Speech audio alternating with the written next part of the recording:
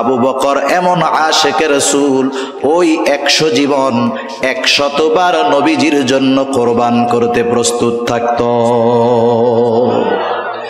নবীজি যখন দেখতে পাইলেন আবু বকর সিদ্দিক রাদিয়াল্লাহু তাআলা আনহুর চেহারার মধ্যে ভয়ের ছাপ, চিন্তার ছাপ, নবীজি আবু বকর সিদ্দিক রাদিয়াল্লাহু তাআলা আনহুকে উদ্দেশ্য করে যে কথা ওই মুহূর্তে বললেন, যেই সান্ত্বনা দিলেন, আল্লাহ তাআলা কোরআনুল কারীমের মধ্যে সে কথা জানায় দেন।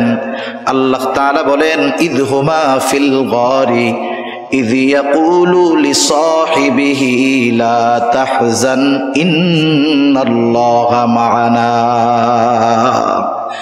কেমন যেন নবীজি বলতেছেন, ও আবু বকর তুমি চিন্তা করো না, শত্রু যত কাছে হোক, যত শক্তিশালী হোক, ও আবু বকর এই গর্তের মধ্যে শুধু তুমি আর আমি দুইজন এমনটা নয়। বলেন তো ওই দুইজনের সাথে যিনি আছেন তিনি কে? শত্রু যত কাছে হোক, যেহেতু আল্লাহ সাথে আছে, কোনো চিন্তা নাই। মুসা আলাইহিস সালাম বলতেছে, ওদের যা থাকে থাক, ইন্না মাইয়া রব্বি, আমার সাথে আমার রব আছে। সায়াহদিন, যেই রব পথ দেখায়া এই পর্যন্ত এনেছেন, সেই রব সামনের জন্য পথ দেখায়া দিবে। সুবহানাল্লাহ। আল্লাহ তাআলাও পথ দেখায়া দিলেন। আল্লাহ তাআলা বলেন, ফাআওহাইনা ইলা মূসা আন ইদরিব বিআসাকাল বাহর ফানফালাকা ফাকানা কুল্লু ফিরকিন কাত-তাউদিল আযীম। আল্লাহ রাব্বুল আলামিন বলেন, আমি মুসা আলাইহিস সালাতু ওয়াস সালামের কাছে প্রত্যাদেশ প্রেরণ করলাম, ওহী পাঠাইলাম, আনিদরিব বিআসাকাল বাহর, মুসা আপনি আপনার হাতের লাঠিটা দিয়ে সাগরের উপরে আঘাত করেন। মুসা আলাইহিস সালাতু ওয়াস সালাম আল্লাহ তাআলার নির্দেশে সাগরের উপরে লাঠি দিয়ে আঘাত করলেন। লাঠি দিয়ে আঘাত করার সাথে সাথে ফাংফালাক, লাঠির আঘাতে সাগর ফেটে 2 খণ্ড হয়ে গেল। ফাকানা কুল্লু ফিরকিন কাত-তাউদিল আযীম, 2 খণ্ড হয়ে গেছে। শুধু তাই না, এভাবে ফেটে 2টা খণ্ড 2 দিকে এরকম উঁচু হয়ে পাশা পাহাড় সাদৃশ্য উঁচু দেয়ালের মতো হয়ে গেছে, মধ্যে ফাঁকা হয়ে গেছে। আল্লাহ তাআলার আদেশ, মুহূর্তের ভিতরে ওই কর্দময় জমিনটাকে শুকনা ঠনঠনা আল্লাহ তাআলা বানায়া দিলেন। বনি ইসরাইলের গোত্র হলো 12টা, 12 গোত্রের জন্য 12টা রাস্তা তৈরি হয়ে গেল। এইবার মুসা আলাইহিস সালাম তার উম্মতদেরকে নিয়ে এই সাগরের তলদেশ দিয়া রাস্তা পাড়ি দেওয়া শুরু করে দিলেন। এই জামানায় টানেল দেখা তো আমরা অবাক হয়ে যাই, আরে সমুদ্রের তল দিয়া রাস্তা। আল্লাহ তাআলা তো প্রায় 5000 বছর আগে টানেল দেখা দিয়েছেন, ঠিক কিনা বলেন? প্রযুক্তি যেটা 5000 বছর পরে করতেছে, আল্লাহ তাআলা সেটা 5000 বছর আগে দেখা দিয়েছে। আল্লাহ রাব্বুল আলামিনও জানায় দেন, বনি ইসরাইলদের জন্য রাস্তা, ফেরাউন চলে আসছে কাছে। মুসা আলাইহিস সালাম উম্মতদেরকে নিয়ে মাঝ রাস্তায় পৌঁছিয়েছেন। এখানে একটা বিষয় পরিষ্কার হওয়া যায়, আমরা অনেক সময় শুনি ফেরাউন নীল দরিয়ায় ডুইবা মরছে, কিন্তু শব্দ অবস্থা এটা বলে না। শব্দ অবস্থা বলে ফেরাউনের সলিল সমাধি হয়েছে লোহিত সাগরে। আরবিতে একটা শব্দ হলো নাহরুন, আর একটা হলো বাহরুন। নাহরুন মানে নদী, বাহরুন মানে হলো সমুদ্র। আল্লাহ তাআলা এখানে এটা বলেন নাই, আনিদরিব বিআসাকাল বাহর বলছেন। তার মানে বোঝা গেল মুসা আলাইহিস সালাম লাঠি দিয়ে নাহারের উপরে আঘাত করেন নাই, বরং বাহারের উপরে আঘাত করেছে। আর সম্প্রতি সময়ে সে একজন বিজ্ঞানী আছে, ডাক্তার মরিস বুকাইলি। উনি ফ্রান্সের একজন বড় ডাক্তার, আল্লাহর বান্দা, মুসলমান হয়েছে, মারাও গেছে। এই ডাক্তার মরিস বুকাইলি উনি ফেরাউনের এই দেহ নিয়ে গবেষণা করছে। গবেষণা করে উনি এই সিদ্ধান্তে উপনীত হয়েছেন যে ফেরাউনের দেহ অবশেষের সাথে কিছু লবণ পাওয়া গেছে। লবণ, নদীর পানিতে লবণ হয়, সমুদ্রের পানি লবণাক্ত, এজন্য ওটা দিয়ে লবণ হয়। আরো পারিপার্শ্বিক কিছু কারণকে সামনে রেখে কথা বলা যায় যে ফেরাউন পাড়ি দিয়েছে লোহিত সাগরে, ডুবে ফেরাউন মারা গেছে। তা যাই হোক, ফেরাউন এবার সাগরের পাড়ে আসছে। মুসা আলাইহিস সালাম উম্মতদেরকে নিয়ে মাছ দরিয়ায় গেছে, মাঝ রাস্তায়। ফেরাউন আইসা দেখে যে রাস্তা তো রেডি। ফেরাউন কি আল্লাহ তাআলাকে চিনত কি চিনত না বলেন তো? ভালো মতো চিনত। ফেরাউনও আল্লাহ তাআলার কাছে দোয়া করত যে আল্লাহ, আমি জানি আপনি রব, তবে আমি দুনিয়া চাই, আমারে দুনিয়ায় সব দেন। বুঝেন নাই? বর্তমান দুনিয়ার অনেক ফেরাউন আছে, এরাও কিন্তু বায়তুল্লাহ গিয়ে আমার মনে হয় এইটাই কয় যে আল্লাহ, আমি জানি আমি জালেম, এরপরেও দুনিয়া দেন আমারে। বুঝেন নাই? যারা জুলুম করে এরা আল্লাহ তাআলাকে চিনে। মক্কার কাফেররাও আল্লাহ তাআলাকে চিনত, চেনার পরে বিরোধিতা করত। ফেরাউন বুঝতে পারছে যে এই রাস্তায় আমার জন্য নিরাপদ নয়। কিন্তু মানুষ যখন অবাধ্যতার চূড়ান্ত পর্যায়ে পৌঁছিয়ে যায়, অহংকারের চূড়ান্ত সীমায় পৌঁছিয়ে যায়, নাফরমানির চূড়ান্ত অবস্থায় পৌঁছিয়ে যায়, সে তখন এমন কিছু সিদ্ধান্ত নিয়ে বসে যেটা তার চূড়ান্ত পতনের কারণ হয়ে যায়। ফেরাউনও সীমা লঙ্ঘন করে ফেলছে। আল্লাহ তাআলা সেই কথা বলেন, وجاوزنا ببني إسرائيل البحر فأتبعهم فرعون بجنوده بغيا وعدوا। ফেরাউন তার সৈন্য সামন্ত সহ অহংকারের বশীভূত হয়ে বনি ইসরাইলদেরকে সমূলে নির্মূল করার লক্ষ্যে তার সৈন্যবাহিনী সহ তাদের পেছনে অনুসরণ করা শুরু করলো। মুসা আলাইহিস সালাম তার উম্মতদেরকে নিয়ে অপর প্রান্তে চলে গেছেন, আর ফেরাউন তার বাহিনী নিয়ে মাঝ রাস্তায় গিয়েছে। বলেন তো, এই সমুদ্রের রাস্তাটা কি সব সময়ের রাস্তা নাকি? মাঝে মধ্যে দেখবেন হাইওয়েতে যখন ব্রিজের কাজ হয়, রাস্তার কাজ চলতেছে, ব্রিজের কাজ যখন চলে, সাইড দিয়া আর একটা পার্শ্ব রাস্তা বানায় কি বানায় না? বলেন তো, যখন মূল রাস্তা ব্রিজ হয়ে গেল, পাকা হয়ে গেল, পার্শ্ব রাস্তার প্রয়োজন আছে?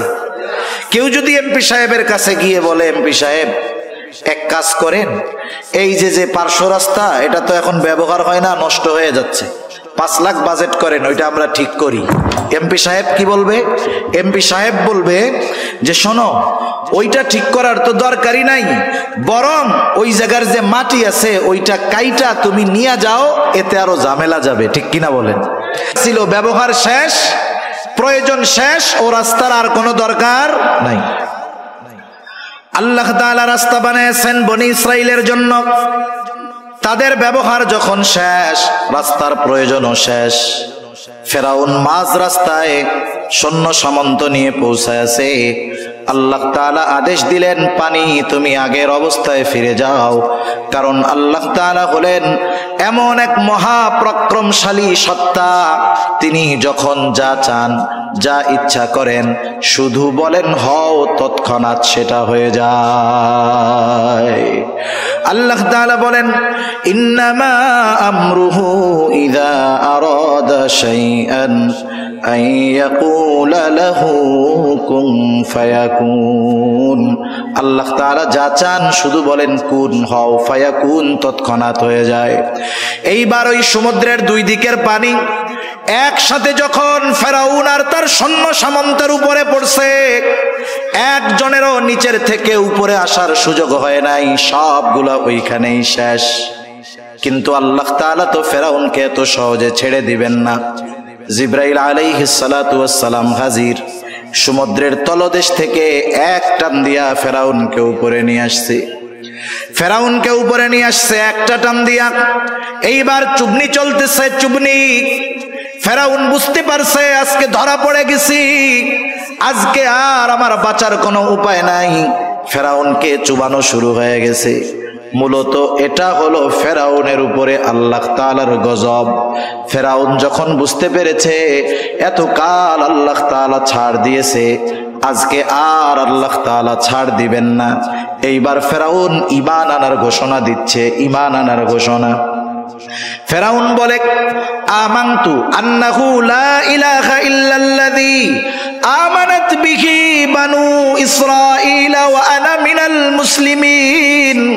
বলে আমি ঈমান আনলাম, বনি ইসরাঈলেরা যার উপরে ঈমান আনছে আমি তার উপরে ঈমান আনলাম যে আল্লাহ ছাড়া কোনো ইলাহ নাই। মনে রাখতে হবে, যখন কোনো জাতির উপর গজব আসে, গজব চলে আসলে, আযাব চলে আসলে তাওবা কবুল হয় না, ঈমান কবুল হয় না। ফেরাউনের উপরেও গজব চলে আসছে, বলেন তো এখন ফেরাউনের ঈমান কবুল হবে নাকি? গজব আসার আগে তাওবা করতে হয়। যেমন হযরত ইউনূস আলাইহিস সালাতু ওয়াস সালামের সম্প্রদায় বারবার দাওয়াত দেন, তাদের মধ্যে কোনো পরিবর্তন নাই। ইউনূস আলাইহিস সালামের সম্প্রদায়ের একটা অভ্যাস ছিল, তারা প্রতিদিন সকালবেলায় গোসল করে খাওয়া দাওয়া করে দিনের শুরুর কাজ ছিল ইউনূস আলাইহিস সালামকে কষ্ট দেওয়া। প্রতিদিন সকালে গিয়ে প্রথমে এই কাজ তারা করত, এটা না করলে তাদের দিন ভালো যাইত না। তাই ইউনূস আলাইহিস সালামকে আল্লাহ তাআলা জানায় দিলেন যে আপনার এই জাতির অবাধ্যতা চূড়ান্ত সীমায় পৌঁছে গিয়েছে, 3 দিন পরে এদের উপরে গজব আসবে। ইউনূস আলাইহিস সালাম বললেন, অবস্থা কিন্তু এই, 3 দিন পরে কিন্তু গজব আসবে। ওনার কওম আরো অবাধ্যতা বাড়ায় দিছে। 1 দিন গেছে, অবস্থা যা তাই। 2 দিন গেছে, অবস্থা যা তাই। পরের দিন গজব আসবে। ইউনূস আলাইহিস সালাম চিন্তা করলেন যে অতীতের নজির হলো আল্লাহ তাআলা যখন কোথাও কোনো গজব দেন তখন ওই নবীকে ওই গজবের এলাকায় রাখেন না, ওখান থেকে সরায় নিয়ে যান। তা অতীতে যেহেতু সব নবীকে আল্লাহ তাআলা চলে যাইতে বলছেন, নিয়ে গেছেন, আমাকেও তো যাইতে বলবে, সুতরাং আমি চলেই যাই। ইউনূস আলাইহিস সালাম আল্লাহ তাআলার পক্ষ থেকে নির্দেশ আসার আগে নিজে ইজতিহাদ করে উনি চলে গেছেন।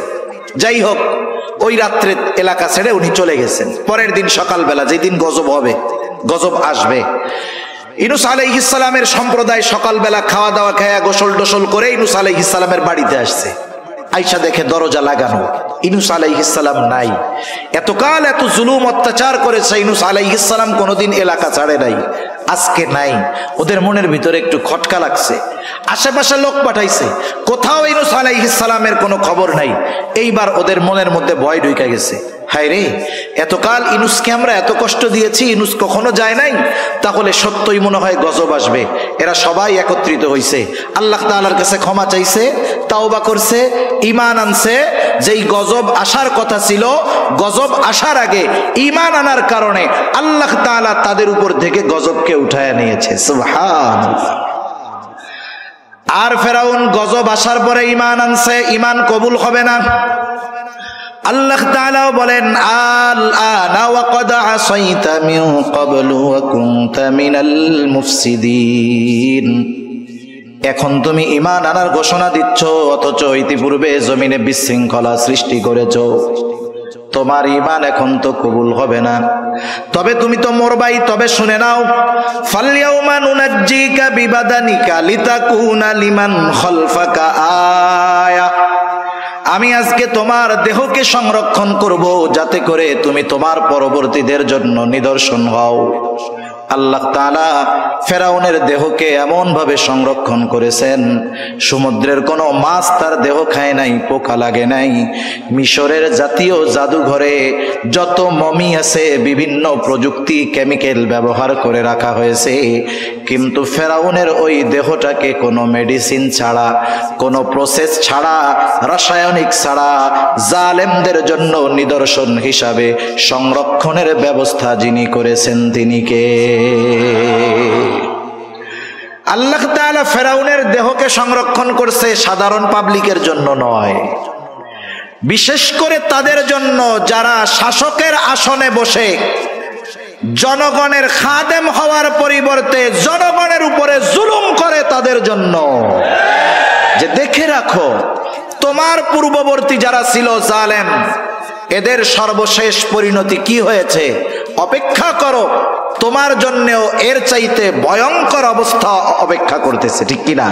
কিন্তু আফসোসের বিষয় হলো, গোটা দুনিয়ার শাসকরা এটাকে শুধু ভ্রমণ এবং দেখার একটা বিষয় মনে করে, শিক্ষার বিষয় মনে করে না। তা যাই হোক, যে কথা বলতেছিলাম, মুসা আলাইহিস সালামের উম্মত নদীর সাগরের ওই পারে উঠা নিজ চোখে ওরা দেখছে যে ফেরাউন কেমনে মরলো। মুসা আলাইহিস সালামের যেই বয়ান বক্তব্য কিভাবে বাস্তবে পরিণত হলো, একটু আগে যেই শত্রুর হাতে মরার ভয়ে তারা চিন্তিত ছিল, সেই শত্রুকে আল্লাহ তাআলা কেমনে লোহিত সাগরে ডুবায়া মারলেন বলেন তো। এই দৃশ্য দেখার পরে বনি ইসরাইল জাতির আল্লাহ তাআলার উপরে সর্বোচ্চ কৃতজ্ঞ হওয়ার দরকার ছিল কি ছিল না? কিন্তু আফসোস, এদের মধ্যে কোনো পরিবর্তন নাই। আল্লাহ তাআলা তাদেরকে দরিয়ার অপর প্রান্তে নিলেন, ওই অবস্থাগুলো দেখাইলেন। এখন ওরা কি বলে জানেন? ওরা বলে, মুসা কই আনছো? আমাদের সব পোশাক আশাক বাড়িঘর সব রইছে মিশরে, এমন জায়গায় আনছো থাকার জায়গা নাই, খোলা মাঠ, মাথার উপরে কোনো ছাদ নাই, রোদে কষ্ট বৃষ্টিতে কষ্ট, রান্না বান্নার কিছু নাই, খাবো দাবো কেমনে? না খাইয়াই তো মারা যাবো। এর চেয়ে মিশরে ভালো ছিলাম। কি বলে? এর চেয়ে মিশরে ভালো ছিলাম। অকৃতজ্ঞ এক জাতি। আল্লাহ তাআলা তাদের জন্য মেঘকে ছাদ বানায়া দিলেন, মেঘমালাকে কি করলেন? ছাদ বানায়া দিলেন। আসমান হতে খাবারের ব্যবস্থা করলেন, মান্না সালওয়া, খা, রান্না রুন্না করা লাগবে না। এরা খাইতে থাকলো, আরামে থাকতে থাকলো। কিন্তু আল্লাহ তাআলা মিশর থেকে তাদেরকে দরিয়া পাড়ি দিয়ে এপারে আনার উদ্দেশ্য যে ফিলিস্তিনের ওই তাদের আদি পিতৃভূমি আল্লাহ তাআলা তাদের হাতে তুলে দিবেন, এটা আল্লাহ তাআলার ইচ্ছা। তবে ওই সময় ফিলিস্তিনে জেরুজালেমে শাসন করত এক গোত্র, তাদের নাম হলো আমালিকা। এরা সম্ভবত আদ গোত্রের পূর্বসূরি ছিল আর কি। দেহের গঠন ছিল বিশাল আকৃতির। এরা খুব বীর বাহাদুর এক জাতি ছিল। হযরত মুসা আলাইহিস সালাতু ওয়াস সালাম বনি ইসরাইলের 12 গোত্র থেকে 12 জন প্রতিনিধিকে পাঠাইলেন তাদের অবস্থা পর্যবেক্ষণের জন্য। এইবার ওই 12 জন যখন বনি ইসরাইলের ওই এলাকায়, আমালিকা গোত্রের ওই এলাকায় ঢুকছে, আমালিকা গোত্রের একজন লোক ওই 12 জনকে আটকায়া বাদশার কাছে নিয়ে গেছে। একজন 12 জনকে বাইন্দা বাদশার কাছে নিয়ে গেছে। এখন বলছে, তোমাদের আসার উদ্দেশ্য কি? বলছে যে এই ঘটনা। বাদশাহ অন্যান্য সবার লোকজন যারা, তাদের সাথে আলোচনা করে বলছে এদেরকে ছাইড়া দেন। ছেড়ে দিলে ওরা ওদের গোত্রের কাছে গিয়ে যখন আমাদের এই শক্তির কথা বলবে, ওরা স্বপ্নেও জেরুজালেমে আসার কথা চিন্তা করবে না। এ চিন্তা করে বাদশাহ 12 জনকে ছেড়ে দিছে। মুসা আলাইহিস সালামের কাছে এরা গিয়ে বলতেছে, কাহিনী তো এই, এলাকা তো খুব সুন্দর, সুজলা সুফলা, শস্য শ্যামলা, কিন্তু অবস্থা হলো তারা এমন এক জাতি যাদের সাথে যুদ্ধে জয়ী হওয়া আমাদের জন্য সম্ভব না। মুসা আলাইহিস সালাম এই 12 জন প্রতিনিধিকে বললেন যে তোমরা তোমাদের গোত্রের লোকদের কাছে গিয়ে বলবা যে খুব সুন্দর দেশ, তবে তারা যে এক বীর বাহাদুর জাতি এটা তোমরা কারো কাছে বলবা না। কিন্তু আফসোস, 2 জন ছাড়া বাকি 10 জন তাদের গোত্রের লোকদের কাছে গিয়ে বলল, শোনো, দেশ কিন্তু সুন্দর, কিন্তু ওই দেশের লোকজন এইরকম, আমরা 12 জন গেছি, একজনেই 12 জনরে প্যাকেট করে ফেলছে। একটু আগে তো ওরাও রাজি ছিল ওই দেশে যাওয়ার, যখন শুনছে কাহিনী এইরকম, ওরা এবার গো ধইরা বসছে যে আমরা এই যুদ্ধে যাব না, আমাদের ওই দেশে যাওয়ার দরকার নাই, আমাদের মিশরই ভালো। এই অবস্থায় মুসা আলাইহিস সালাতু ওয়াস সালাম তাদেরকে কি বলতেছেন সে কথাগুলোই আমি আপনাদের খেদমতে কোরআনুল কারীমের সূরা মাইদা থেকে তিলাওয়াত করেছি। কষ্ট হচ্ছে না তো আপনাদের? আমি আর বেশি সময় নিব না, কারণ অনেক সময় আছে। ভূমিকায় বা শুরুতে কিছু কথা বইলা নিলে মূল কথা অল্পতে বোঝানো যায়, এজন্য আগের কথাগুলো বেশি বললাম, পরের গুলা জানি অল্পতে বুঝেন, এই জন্য আর কি। তা মুসা আলাইহিস সালাম তাদের কাছে আসলেন। আয়েশা, আল্লাহ তাআলা যে তাদেরকে কত নেয়ামত দিয়েছেন এই নেয়ামতের কথাগুলো আগে স্মরণ করাইলেন, তথা জিহাদের নির্দেশ দেওয়ার আগে ভূমিকাতে আল্লাহ তাআলার নেয়ামতের কথাগুলো তাদের স্মরণ করায় দিলেন। যেমন সূরা ফাতিহা যখন আমরা তিলাওয়াত করি, সূরা ফাতিহার একটা নাম হলো সূরাতুদ দুআ। কি বলেন তো? সূরাতুদ দুআ। ঘুম আসতেছে আপনাদের? এটা তাকবীর দেন তো, নারায়ে তাকবীর, নারায়ে তাকবীর। মাশাআল্লাহ, মোটামুটি সজাগ আছেন। সূরাতুদ দুআ। কেন? কারণ এই সূরার মধ্যে আমরা আল্লাহ তাআলার কাছে এমন এক দোয়া করি যেই দোয়াটা শিখিয়েছেন কে, এবং পৃথিবীর সর্বশ্রেষ্ঠ দোয়া আমরা আল্লাহ তাআলার কাছে করি। নামাজের মধ্যে ঢুইকা যখন প্রথমেই ইমাম সাহেব সূরা ফাতিহা তিলাওয়াত শুরু করেন, অথবা আমরা একা যখন পড়ি নিজেরা তিলাওয়াত করা শুরু করি, বলেন তো শুরুতেই কি দোয়াটা করি? না না, প্রথমে ভূমিকায় কিছু কথা বলি। কি বলি? আলহামদুলিল্লাহি রাব্বিল আলামিন আর রহমানির রহিম মালিকি ইয়াউমিদ্দিন ইয়্যাকা না'বুদু ওয়া ইয়্যাকা নাস্তাঈন। এই পর্যন্ত হইল ভূমিকা। আল্লাহর প্রশংসা করি, আল্লাহ তাআলার কিছু গুণকীর্তন বর্ণনা করি, তার ক্ষমতার কথা বর্ণনা করি। এরপরে বলি যেহেতু আপনি এমন দয়াময়, আপনি এমন ক্ষমতাধর, তাইলে এক কাজ করেন, আমাদের একটা জিনিস দেন। কি চাবো সেটাও আল্লাহ শিখায়া দেন। আল্লাহ বলেন, বান্দা চাবা কি শোনো, বলো ইহদিনাস সিরাতাল মুস্তাকিম। আল্লাহ তাআলার কাছে আমরা সিরাতে মুস্তাকিমের উপরে অটল থাকার প্রার্থনা করি। এটা দুনিয়ার সবচেয়ে বড় নেয়ামত এবং দুনিয়ার সবচেয়ে দামি দোয়া। তার মানে কিছু চাওয়ার আগে, কিছু বলার আগে ভূমিকাতে একটু গুরুত্বপূর্ণ কথা বললে ওই চাওয়ার মধ্যে একটা আবেগ থাকে, দরদ থাকে, ঠিক কিনা বলেন? মুসা আলাইহিস সালাম তাদেরকে জিহাদের নির্দেশ দেওয়ার আগে মুসা আলাইহিস সালাম ভূমিকাতে কিছু নেয়ামতের কথা তুলে ধরেছেন। 3টা নেয়ামতের কথা। কয়টা নেয়ামত? 3টা নেয়ামত। একটা তো দেখছে যে কেমন ভাবে সমুদ্র থেকে, ফেরাউনের কবল থেকে আল্লাহ তাআলা তাদেরকে বাঁচাইলো, এটা তো দেখছে, বড় এক অনুগ্রহ। এবার মুসা আলাইহিস সালাম তার সম্প্রদায়ের কাছে বলতেছে, وَإِذْ قَالَ مُوسَى لِقَوْمِهِ يَا قَوْمِ اذْكُرُوا نِعْمَةَ اللَّهِ عَلَيْكُمْ إذ جعل فيكم أنبياء وجعلكم ملوكا। মুসা আলাইহিস সালাম তার কওমকে বলতেছে, হে আমার সম্প্রদায়, আল্লাহ তাআলার ওই নিয়ামতগুলো স্মরণ করো যেগুলো আল্লাহ তাআলা তোমাদেরকে দিয়েছেন।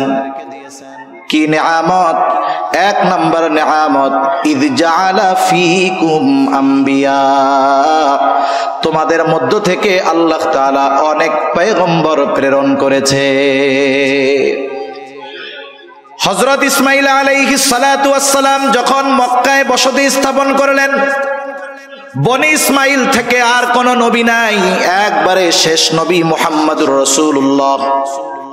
কিন্তু বনি ইসরাইল থেকে ঈসা আলাইহিস সালাম পর্যন্ত যত নবী আসছে, ইয়াকুব আলাইহিস সালাম থেকে নিয়ে ঈসা আলাইহিস সালাম পর্যন্ত যত নবী আসছে, সব বনি ইসরাইলের নবী। নবীজি এক হাদিসের মধ্যে বলেন, বনি ইসরাইল কখনো নবী শূন্য থাকে নাই। যেখানেই তাদের বসবাস ছিল, স্থান ছিল, আল্লাহ তাআলা এক নবীর মৃত্যু হলে আরেক নবী পাঠায়া ওই শূন্য স্থান পূরণ করেছে। আমাদের সমাজের মধ্যে, গোত্রের মধ্যে, বংশের মধ্যে কারো বংশে যদি 10টা বিসিএস ক্যাডার থাকে, বলেন তো ওই গ্রামের মধ্যে ওই বংশের পাওয়ার কম না বেশি? নিজে যা হয় হোক, মানুষের কাছে বলে বেড়ায় আমি ওই বংশের লোক, আমার বংশে 10টা বিসিএস ক্যাডার আছে। 10টা বিসিএস ক্যাডার যদি থাকে, এটা নিয়ে যদি গর্ব করতে পারে, এটাকে যদি নিয়ামত মনে করতে পারে, যেই গোত্র, যেই বংশের মধ্যে ধারাবাহিকভাবে নবী এসেছে, বলেন তো এটা আল্লাহ তাআলার পক্ষ থেকে অন্যতম এক দামি এক নিয়ামত নয় কি? এজন্য মুসা আলাইহিস সালাম বললেন, শোনো, তোমাদের মধ্য থেকে আল্লাহ তাআলা অনেক নবী প্রেরণ করেছেন। শুধু তাই না, ওয়াজআলাকুম মুলুকা, আল্লাহ তাআলা তোমাদেরকে বাদশাহী দান করেছেন, রাজত্ব দান করেছেন।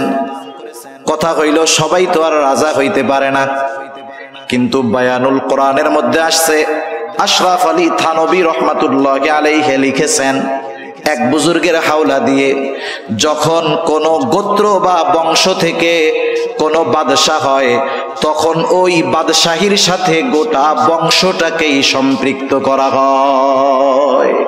যেমন ওসমানীরা শাসন করছে, বলে ওসমানী শাসন আমল, আব্বাসী শাসন আমল, উমাইয়া শাসন আমল, যদিও উমাইয়াদের মধ্যে বাদশাহ হইছে একজন, তারপরে আর একজন, কিন্তু এই বাদশাহীটাকে সম্পৃক্ত করা হয়েছে গোটা গোত্রের সাথে। মুসা আলাইহিস সালাম বললেন, আল্লাহ তাআলা তোমাদেরকে বাদশাহী দান করছে, বড় বড় বাদশাহ বনি ইসরাইলদের মধ্য থেকে হয়েছে। শুধু তাই না, মুসা আলাইহিস সালামের পরে আল্লাহ তাআলা বাদশাহী দিয়েছেন সুলাইমান আলাইহিস সালামকে, বনি ইসরাইলের নবী। এমন বাদশাহী দিয়েছেন, গোটা দুনিয়ার বাদশাহী আল্লাহ তাআলা দান করেছেন। আল্লাহ তাআলার কাছে সুলাইমান আলাইহিস সালাম দোয়া করেছে, রব্বি হাবলি মুলকাল লা ইয়ামবাগি লিআহাদিম মিন বাদি। আয় আল্লাহ, আমাকে আপনি এমন এক রাজত্ব দান করেন যেই রাজত্ব আমার পরে আপনি আর কাউকে দিবেন না। তাহলে আল্লাহ তাআলা পরলৌকিক বড় নেয়ামত বনি ইসরাইলদের দান করেছেন, বাদশাহী দিয়ে দুনিয়ার নেয়ামত দান করেছে। এরপরে মুসা আলাইহিস সালাম বলতেছে, ওয়া আতাকুম মা লাম ইউতি আহাদাম মিনাল আলামিন। মুসা আলাইহিস সালাম যখন তার কওমকে এই কথা বলতেছে যে তোমাদেরকে এমন কিছু দেওয়া হয়েছে যা বিশ্ববাসীকে আর দেওয়া হয় নাই, ওই পর্যন্ত মুসা আলাইহিস সালাম যখন বলতেছেন, ওই সময় পর্যন্ত বনি ইসরাইলকে আল্লাহ তাআলা এত নেয়ামত দিয়েছেন যে ওই রকম নেয়ামত দুনিয়ায় আর কাউকে দেওয়া হয় নাই। অবাক হয়ে যাবেন, পবিত্র কোরআনুল কারীমের সর্ববৃহৎ সূরা, সূরা বাকারা, এই সূরা বাকারার মধ্যে আল্লাহ তাআলা বনি ইসরাইলদেরকে প্রদত্ত নেয়ামতগুলোর কথা ধারাবাহিকভাবে বর্ণনা করেছেন। ধারাবাহিক প্রায় 40টার উপরে নেয়ামতের কথা আল্লাহ তাআলা সূরা বাকারার মধ্যে বর্ণনা করেছে। মুসা আলাইহিস সালাম যখন এই নেয়ামতগুলোর কথা তাদের বললেন, আদেশ করার আগে ভূমিকা স্বরূপ, যে দেখো আল্লাহ কেমনে বাঁচাইলো তোমাদের বংশ থেকে এত নবী, এইরকম বাদশাহ, এত নেয়ামত আল্লাহ তোমাদেরকে দিয়েছেন। ওই আল্লাহ তোমাদের উপরে জিহাদ ফরজ করছে। উদ্দেশ্য হলো জিহাদ করবা, আর ওই জেরুজালেমের পবিত্র ভূমির অধীন তোমাদের অধিকারে আল্লাহ তাআলা দিয়ে দিবে। শুধু যুদ্ধ করবা, শোনো, যুদ্ধে যে জয়ী হবা এটাও জানায় দিছেন কে? চূড়ান্ত হয়ে গেছে। শুধু তোমরা ওই শহরের প্রবেশ দ্বার দিয়ে ঢুকবা, ওরা যত শক্তিশালী হোক ওদের বিরুদ্ধে তোমাদের বিজয় লিখে রাখছেন কে? মুসা আলাইহিস সালাম এবার আদেশ করলেন, ইয়া কওমি দুখুলুল আরদাল মুকদ্দাসাতাল্লাতী কাতাবাল্লাহু লাকুম। হে আমার সম্প্রদায়, এই পবিত্র ভূমিতে তোমরা প্রবেশ করো যেটা আল্লাহ তোমাদের জন্য লিখে রেখেছেন। কিন্তু সাবধান, ওয়ালা তারতাদ্দু আলা আদবারিকুম ফাতানকালিবু খাসিরিন। তবে সাবধান, তোমরা পেছনে ফিরে আসবা না, তাহলে ক্ষতিগ্রস্ত হয়ে যাবা, ঠিকানা হবে জাহান্নাম। ওই যে 10 জন আইসা বইলা দিছে, যদিও দেশ সুন্দর কিন্তু শক্তি এরকম। এইবার বনি ইসরাইলেরা গো বাইদা বসছে, বলতেছে, ক্বালু ইয়া মূসা ইন্না ফিহা কওমান জাব্বারিন ওয়া ইন্না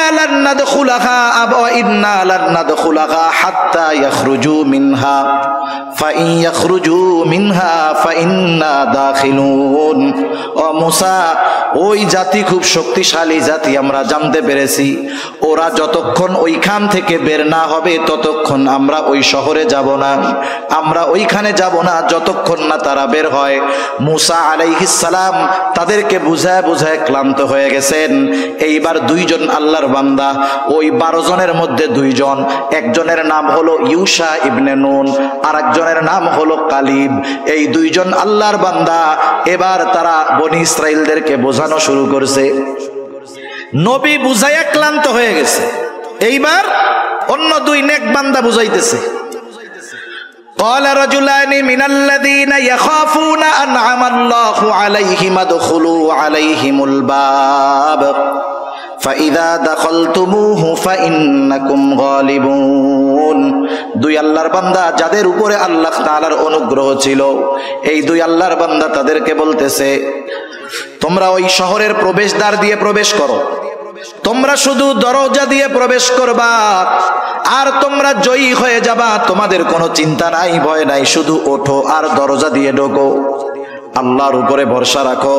তোমরা যদি মুমিন হও, আল্লাহ তাআলার উপরে ভরসা রাখা তোমরা রওনা হও। তোমরা শুধু জিহাদের জন্য শহরের দরজা দিয়ে ঢুকবা, আর তোমাদেরকে আল্লাহ তাআলা বিজয় দান করবে।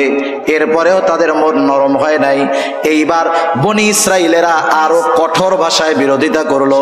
মূসা আলাইহিস সালামকে এবার তারা বলতেছে, ক্বালু ইয়া মূসা ইন্না লান নাদখুলাহা আবাদাম মা দামু ফিহা ফাযহাব আনতা ওয়া রাব্বুকা ফাকাতিলা ইন্না হাহুনা কাঈদুন। বলতেছে মূসা, ইন্না লান নাদখুলাহা আবাদাম মা দামু ফিহা, ওই জাতি যতক্ষণ ওইখানে আছে আমরা কখনোই ওখানে প্রবেশ করব না, তাদের সাথে যুদ্ধ করব না, ওখানেও আমরা প্রবেশ করব না। মূসা, যুদ্ধ যদি করতে হয়